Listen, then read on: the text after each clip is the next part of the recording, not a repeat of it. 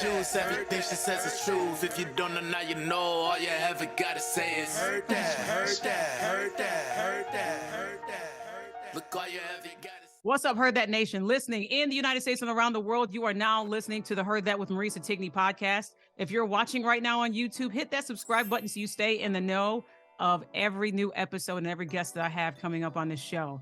It is Teachers Appreciation Week, and by the time this episode drops, I still want you all to be very thankful for teachers and educators because they are very important, such as my guest that is with me today. He is an educator himself and the founder of the Leaders Need Readers Network, Chris McGilvery. Welcome to the Heard That podcast. Thank you for having me. Shout out to all the incredible teachers that are listening now for all that you do, not only during Teacher Appreciation Week, but every day. What you do is incredibly important for our children today, but also for their future. Thank you, Marisa, for having me on your show. I'm so honored that you're here and that we get to dive right into this because as you and I were talking before we came live on the show, that reading was such a core value growing up in our household. My mom would either let us go outside and play, get some fresh air, but she kept us always involved in extracurricular activities. And reading was one of them. We had books always accessible to us. And I had said to you, I was really surprised how many schools now today in 2023 how many of them struggle to get reading materials into their classrooms. So I want to know from you, Chris, what was the inspiration behind starting Leaders Readers Network and the results of that, obviously has flourished because of your passion for getting reading materials into classrooms. So my mother's story is a huge part of why I do what I do. Mm-hmm. She grew up in the Philippines, and at the age of 11, she had to quit school to work on her family's farm. And I think her story continues to motivate me to advocate for kids in need. Mm-hmm. Education is something that every student deserves, like an excellent education and access to books and resources so that they can read more, learn more, grow, learn about the world around them, learn about subjects that they want to pursue, and realize their potential. Mm-hmm. And so my mom and my dad has always instilled the importance of education throughout our lives, my siblings and I. Mm-hmm. And I had the opportunity, my wife and I had the opportunity to move to Dominica for our careers, and it was at that point in 2011 I started to volunteer at schools. Mm-hmm. And it reminded me of my mother's story, and I was like, hey, we have to do something. Let's start a nonprofit that will help provide school supplies, books, and resources to instill that love of learning and reading for kids in Dominica, but also in the United States. And fast forward almost 12 years later, Mm-hmm. we are providing thousands and thousands of books each year. I think this year we're going to reach about 75,000 kids Oh my gosh, and that's awesome. thousands of teachers. And so, but I think of my mom every Mm-hmm. time I hand a book to a kid. Yeah. I was in a fifth grade classroom yesterday, Mm-hmm. and I asked, how old are you? To the kids. Most of them said 11. Mm-hmm. And like, that's when my mom had to quit school. And so I wanted to, ensure that these kids have their access to books, but also know that there's a community around them wanting to support them so that they can further their education and have quality books that they can love and they'll cherish, Yeah. and it hopefully changes their life. That's incredible how you're doing that and impacting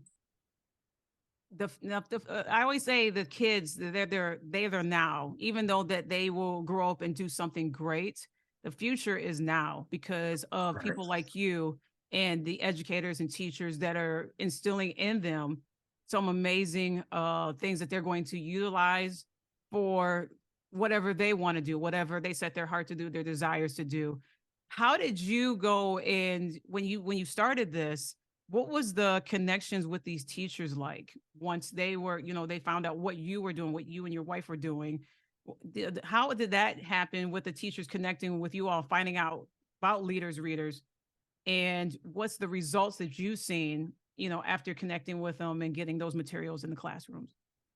All right. So, every community is different, right? Mhm, But I think what's the heart of it is community support for our teachers. And so when someone within the community can support a teacher in their classroom, mhm, whether it's school supplies, books, food, uh, teacher appreciation gifts, or even food for the classroom and snacks for the classroom. And so yeah, there's just this joy that someone's thinking of that teacher in their classroom. There's this hope that they realize that the community sees that their job is really important. Um, we often, I think teachers know their job is critical, but I mhm, think when a community partner comes alongside them intentionally throughout the school year to provide literacy resources, mhm, I see more joy. I see confidence. I see community support. I mhm, see teachers that want to stay in the classroom because they have an organization like the Leaders Readers Network that's there throughout the school year yeah. to give them those literacy resources. That's incredible. That is so amazing. What is it like? Because I had a guest on here, I want to say over a little over a year ago, and he is in the heart of the city of Baltimore. And he had left his NFL career to become an educator, which, that is outstanding in itself because he was passionate about Right. his city, about, art and wanting to share his gift with his students.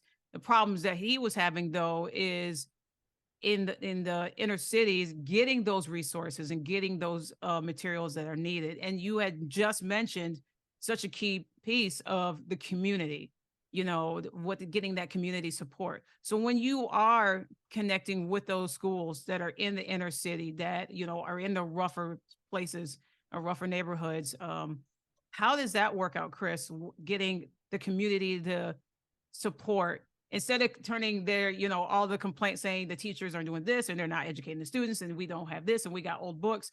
How are you getting the community to look inward and see the possibilities and see the hope and see the promise if they just all, get together, support the school, the classrooms, the teachers, Mhm. and the materials that are needed in those classrooms? I think it starts with by doing something, right? I Mm-hmm. think we have to do something for those schools that are need and getting the community to help be a part of it. And Yeah. so I think there's different ways that we as the Leaders Readers Network approach working with teachers, their classrooms and school leaders and even parents Mm-hmm. to come alongside a school that might be in a you could like high need area, and Yes. so that's underserved. And so I think what's unique about us is the leadership part of our work. We all have a leader. We just Mm-hmm. have to find it. And when we distribute books, we work with the leaders in the school. Mm-hmm. And oftentimes you think the school leader, but what about the fifth grade students? What about the fifth grade students that are the oldest students on an elementary campus? Mm-hmm. What about their leadership? What legacy are they leaving behind Right. to inspire the younger students? And I think when if we can think about working with our youngest leaders to instill that love of reading, Mm-hmm. I think it's a really transformational experience. And then we also add the high school students in the local community. Yeah. Come read with the kids. Come with our team. And then we have some parents that come in if they're able to. Some of them, work one or more jobs. And so if they have the ability to take off an hour to volunteer with us, I think it's great to see parents read with the kids Hmm. a- and talk about the joy of reading. And I mean, you read a book to 20 to 30 kids, it takes about 15 minutes. Yeah. And those are moments that these kids will never forget. And the really cool thing is that they're going to see their fifth grader peers in a different way. Hmm. And they want them to come back to their classrooms to read with them. And the fifth grade students and even the high school students become to realize the importance of reading. It's Hmm. not just going to the classroom to learn and listen to the teacher. This experience is truly transformational in ways where older kids are taking reading more seriously. I think we've got to be innovative Yeah. in the way that we're approaching how to solve the literacy crisis in our nation. And that's imperative. Important about that. I wanted to ask you, because you had said this, 12 years later, have you had, and I'm sure you have had overwhelmingly had emails and telephone calls of, what you have done and how much of an impact you had made in a life of a student. Have you heard back from any of these students? Once upon a time they were in fifth grade and now, they've gone on to college and some of them careers and anything. Have you heard back from any of them that you can um, remember or share, how much Readers Network meant to them at a young age, and now, somehow they're spreading that legacy to the next generation? I think there's a lot of stories that I can share. I'm one particular one. I was a substitute teacher at one point and at a Title One school, and I ended up sharing an opportunity for students to be a part of my nonprofit where they could become a student ambassador. Hmm. And this particular student, very shy and wasn't sure if she had the ability to be a leader in the community. Hmm. And so she decided to join our team at 8th grade, and she has blossomed into a confident speaker, a lifelong learner and reader, uh, from 8th grade. And then during her high school years, she would work with teachers to provide books. She did a fundraiser with her high school peers, collecting change to provide books to her Title One elementary school. Wow, that's awesome. High school student Yeah. advocating for literacy for kids in need, Hmm. where she went to that school. She understands the community and she wants to better it. And she rallied many of her students to be part of it. She's even received grants for her work Oh, that's fantastic. through Youth Service of America, Hmm. and now she's, I think, in her second year of college, That's awesome.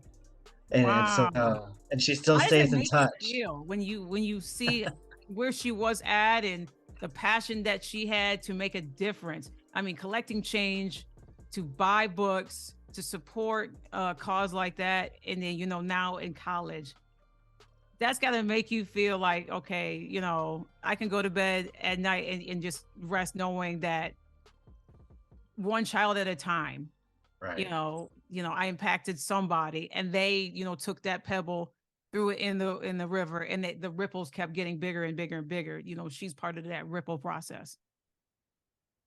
I think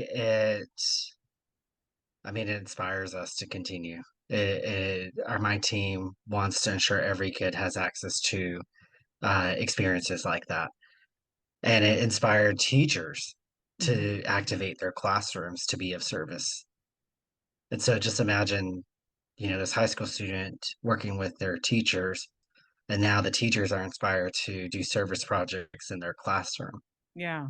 I think it works it works in, it helps us to see the impact we're making, but it also helps us as an organization to see, well, what can we do better, or how can we serve more kids? And we're able to work with teachers in their classrooms, Hmm. and we could activate classrooms to be of service and spread a love of reading and learning. That's awesome. So is this a year-round thing? Because obviously schools are getting ready to end.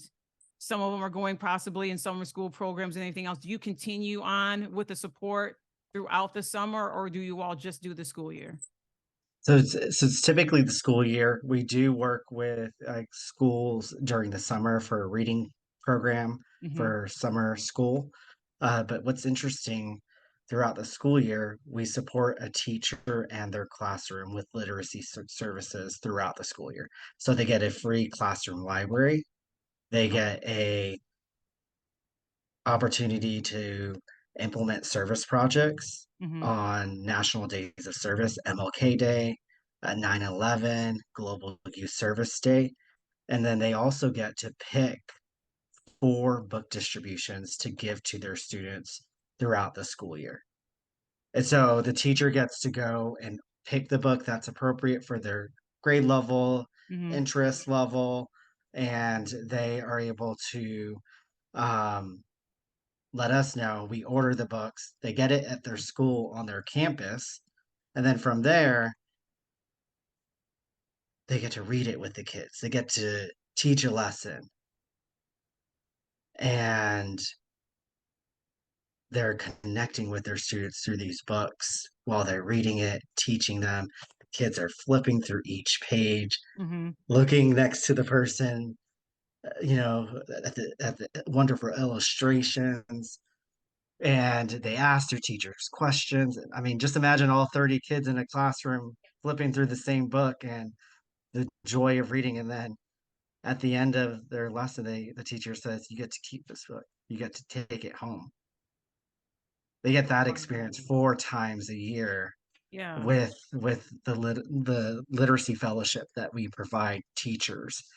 And so it's we've created this model for support for teachers that they can impact their classroom, Hmm. improve reading engagement, motivation, reading skills.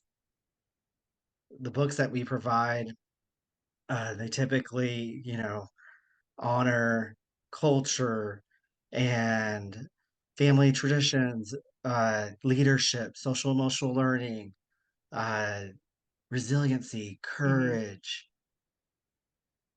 so that our students can have a growth mindset, and our students are able to uh, use these books to learn and grow every day. And so it's a wonderful experience when teachers are able to, when we're when we can support teachers that are part of our literacy fellowship. Yeah. The beautiful thing, Chris, that I want to applaud you for, and I want to give you your flowers for, you and your team, is that you are providing books that these students can relate to, meaning not only the subject matter, but also when they look at that front cover and see representation. That's so That is important. that is so important because it's not just them picking up, a classic book like Dr. Seuss, or the Frog and Toad series, which was one of my favorites growing up as a kid, or the Bernstein Bears, growing up as a kid. That was one of my favorites. But they are seeing their representation, like a Doc McStuffins, Mhm. Dora the Explorer, different avenues of books, but you're providing it not only with representation, but also, different languages, different outcome. Ah, see, that's so good. That is so good. When I was looking at, see, that's awesome. I love that. I love that. I love that it's getting in the hands of these kids, that they're seeing parts of them on that cover even before they even open the book. That's powerful to me. Oh my goodness. That's so powerful to me. I And that's think, gonna and I make you think feel good, and make you see that's gonna make you feel good, as well as seeing the students when they're looking at the book before they even open the cover. That's gonna make them feel good too. so important for them to see that their story matters. Yes. It's important for them to see themselves and their community in books, and also learn about others and other and cultures, and share that and embrace each other. And it's pretty neat to hear from teachers where the students are flipping through their pages and they're like, oh, there's Jamila. Oh, there's Jose. Mm-hmm. Oh my gosh, miss, my name is in this book. I Yes. never, my name is never in a book. And Yes. to know that they have a book with their name, or they see themselves in the book, and the joy that it brings, not only to them, but their teachers, their families. Uh, it's just an incredible. I'm really excited about our project and the way that we support educators through our literacy fellowship, and how we're working with student leaders through our student ambassador project. Mm-hmm. Um, because they're paving a way for us, and for our work to continue to grow and expand and reach more students in schools. It's pretty incredible. Well, what is it that, because we're halfway, not almost, but kind of way, we'll be halfway through May and almost half of this year, which I can't believe how fast this year is going already. But what is it that you all want to do that you have not done before? Because you have done so much, connected with so many educators and teachers and students. What is it that you still want to do this year that you haven't done? That's a good question. I think there's a lot that we are planning for, and so we need as much support to reach more kids. Mhm. We are expanding our services across the state of Texas, also in Los Angeles and in Las Vegas. Oh, that's Uh, amazing. I just returned from a project in Las Vegas where this school is 100% economically disadvantaged, and the families make from 15,000 to 30,000 annually, Mm, wow. and they can't afford brand new books. Hmm. And we want to provide the support to all of their teachers so that they can have a classroom library, so that they can provide 4 book distributions to their students, and Hmm. ensure that they have access to these resources throughout the school year. There's several schools like that Hmm. all across the United States. And we need foundation support. We need corporations to come together to help us, to volunteer with us.